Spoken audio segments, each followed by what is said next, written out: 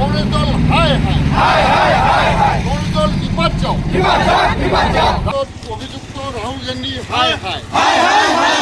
বলো ভারত মাতা রাহুল গান্ধী মুর্দাবাদ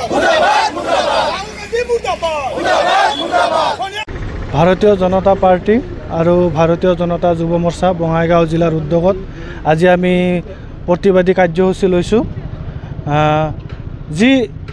মানে বহুত ডাঙৰ এটা কেলেংকাৰী হৈছে য'ত নেশ্যনেল হেৰেল্ড য'ত নেকি ৫,০০০তকৈ কোটি টকাতকৈ অধিক যি ৰাজহুৱা সম্পত্তি আছে এই সম্পত্তি ব্যক্তিগতকৰণৰ লগত জড়িত কংগ্ৰেছ দলৰ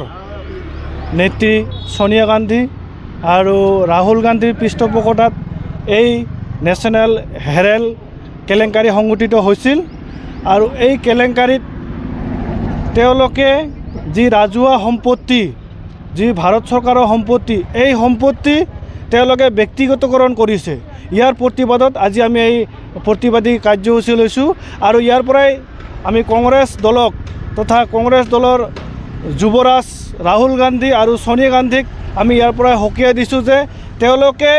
ভাৰত চৰকাৰৰ ৰাজহুৱা সম্পত্তি আৰু ৰাইজৰ সম্পত্তি তেওঁলোকে যি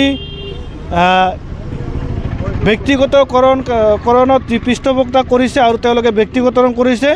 তো তেওঁলোকক আমি ধিক্কাৰ জনাইছোঁ কংগ্ৰেছ চৰকাৰক কংগ্ৰেছ দলক ধিক্কাৰ জনাইছোঁ আৰু তেওঁলোকে এই কেলেংকাৰী কৰিছে আৰু তেওঁলোকে এই কেলেংকাৰীৰ লগত জড়িত যিসকল ব্যক্তি আছে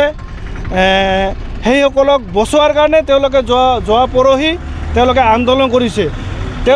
আন্দোলন কৰিছে যে যিসকল লোক জড়িত তেওঁলোকক বচোৱাৰ কাৰণে তো আমি ইয়াৰ পৰাই জানিব পাৰোঁ যে কংগ্ৰেছ দল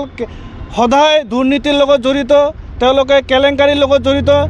যিহেতু তেওঁলোকে কেলেংকাৰী কৰা মানুহক তেওঁলোকে বচোৱাৰ কাৰণে আন্দোলন কৰি আছে আৰু সেইকাৰণে আমি আজি ভাৰতীয় জনতা যুৱ মৰ্চাই আমি গোটেই অসম জুৰি আজি প্ৰতিখন জিলাত আমি এই প্ৰতিবাদী কাৰ্যসূচী লৈছোঁ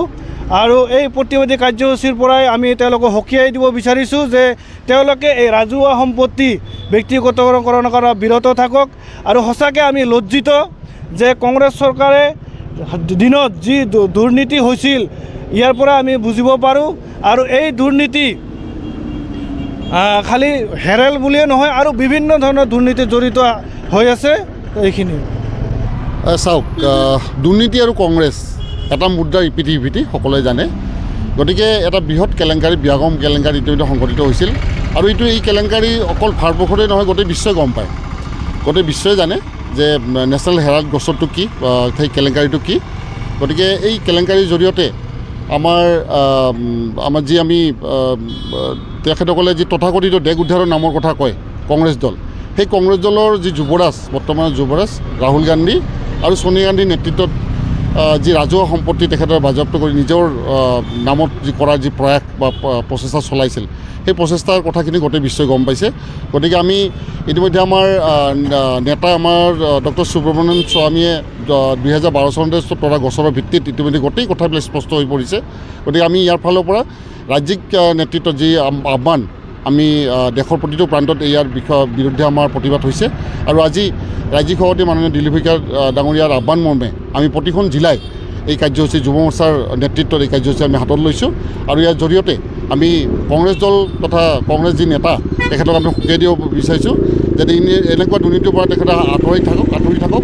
আৰু ৰাইজক আমি তেখেতসকলৰ যি দুমুখীয়া যি ছবি তেখেতসকলৰ যি চৰিত্ৰ সেই চৰিত্ৰখিনি আমি ইয়াৰ পৰা তেখেতসকলকে জনাই দিছোঁ ধন্যবাদ